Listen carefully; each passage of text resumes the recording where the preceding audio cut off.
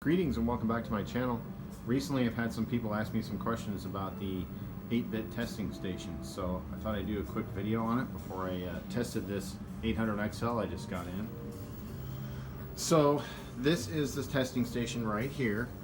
It requires a 2600, a 400-800, and a 400-800. It's got two cables.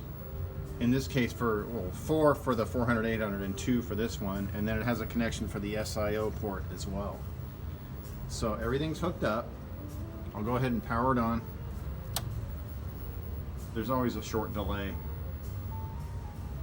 Alright, the system is on. I turned it on already. There's a switch back here. I often forget to turn it on. So what I do, gotta hit break. You go into the main menu, and since I know that the RAM is good, I change the test options to continuous, and I go down to display time. This shortens the display time of the results. I put it to 2. I go down to show test group, and I know the RAM's good, so I delete, and go back, put TVX. I take out the R, the RAM test. Hit enter.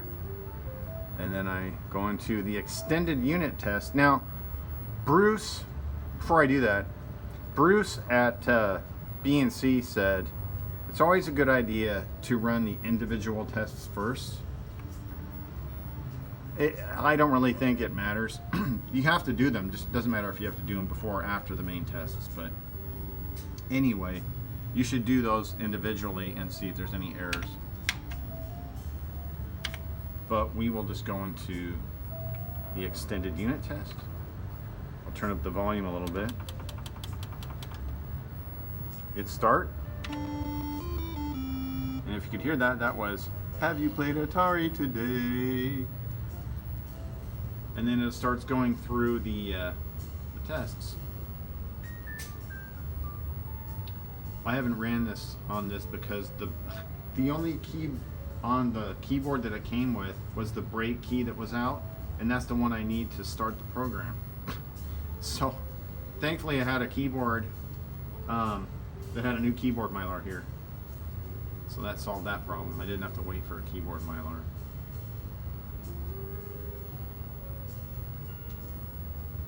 And the big one is the voltage tests. That tells me a lot right off the bat, and that's coming up right now. And we're all in the green, otherwise some of those would be red if you had some problems.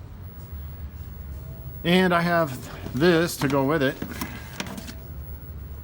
which is very useful. You can track down problems. It gives you a guide on, where to look for problems. After a while, you kind of just know. You're intuitive on it. And that's pretty much it. And then, you just let it run.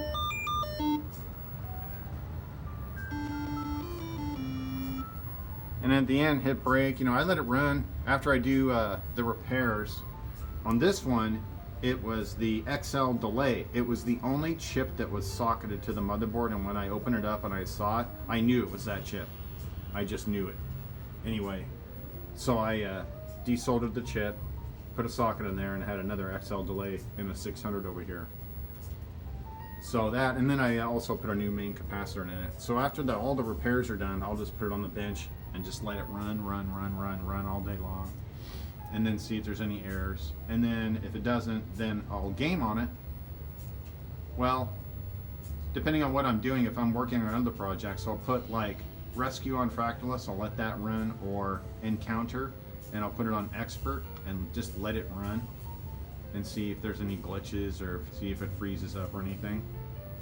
And then, if after that, I got a little ghetto testing station down here. I'll plug it in down here and sit down and just play games and put a hurtin on it, and make sure everything runs through the SIO port and everything, and just run the gamut on it just to make sure it's perfect before it leaves. They got to be perfect before they leave, and I almost always ship them off with a brand new power supply and AV cable, because some of these power supplies you just can't trust. So yeah, we've let that run just for a second, so we'll hit break, go into the main menu, show error summary, and this is, I take pictures of this before I sell them too. Everyone gets pictures of the error summary and Atari color picture, and you know, just to let them know that everything's on the up and up. Pretty comprehensive. When you get a system for me, man, you know it's good.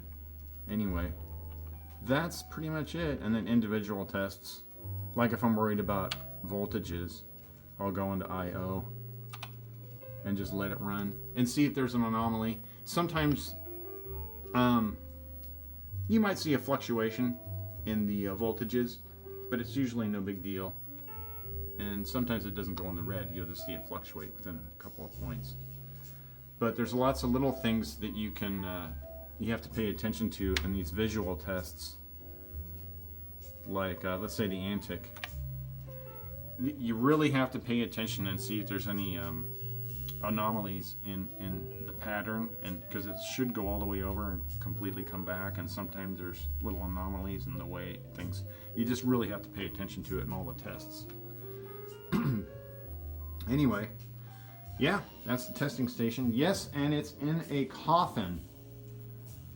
I was a produce guy, and it was Halloween, and I approached. They were emptying out. The wine guy was emptying out this display coffin, and I asked him, you know, hey, can I have that? And he goes, what are you gonna do with it? And I said I was gonna make an arcade machine out of it, and I did. I had the Atari Jaguar and Jaguar CD in there during a bunch of PRGEs. People come up and play the Jag CD. Anyway, oh, that lights up too. Anyways, yeah, so that's the Atari testing station. It's saved a lot of Ataris, and I've gotten really good at it too. It's my partner. It helps me. Anyway, thanks for watching. I hope you enjoyed this video, and I'll see you in the next one. I'm going to get back to testing this, which appears to be perfect, and get it ready to sell. Thanks for watching. See you in the next video.